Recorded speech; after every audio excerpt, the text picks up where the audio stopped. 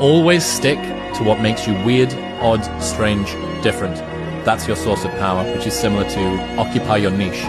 Embrace your strangeness, identify what makes you different, fuse those things together and become an anomaly.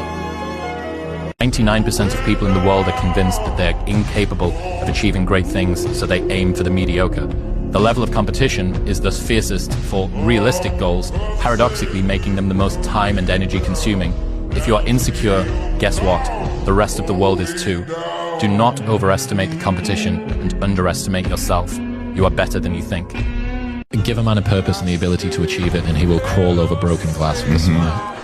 And I think that feeling capable and powerful and competent and respected and admired is something that will get a man so far. You give a man those things and he'll deal with suffering until the ends of the earth. We're designed to do that. We're designed to suffer. We're designed to deal with that suffering. Being an asshole is a weak person's idea of strength.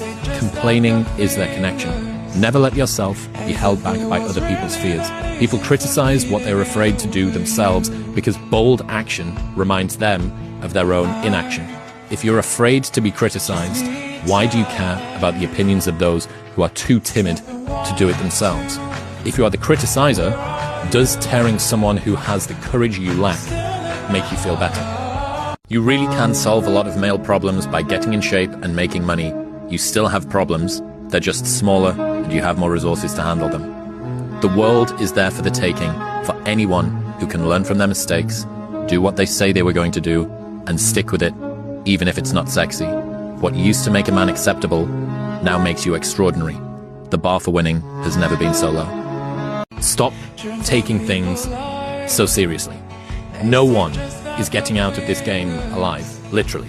In 3 generations, no one will even remember your name. And if that doesn't give you liberation to just drop your fucking problems and find some joy, I don't know what will.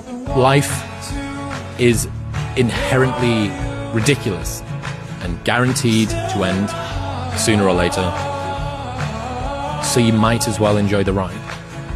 Admit it, you aren't like them. You're not even close. You may occasionally dress yourself up as one of them, watch the same mindless television shows as they do, maybe even eat the same fast food sometimes. But it seems that the more you try to fit in, the more you feel like an outsider. There's no perfect way to live your 20s. You either live them up and become an underskilled 30-year-old, or you work them up and become an underlived 30-year-old. You just have to figure out which you'd rather be, accept the trade-offs, and know that there are no do-overs. The biggest risk to your future isn't your competition. It's the distractions you insist on keeping in your life, rather than doing the things you know you should be doing but aren't. People delay doing things they don't like for longer than it takes to do them. The most important question to ask is, what pain do you want in your life? What are you willing to struggle for? Anything worthwhile is going to require some degree of pain and struggle. So, if you're oriented toward the pain and the struggle, you're probably going to be more aligned with what you're capable of accomplishing, rather than if you just orient toward the pleasures.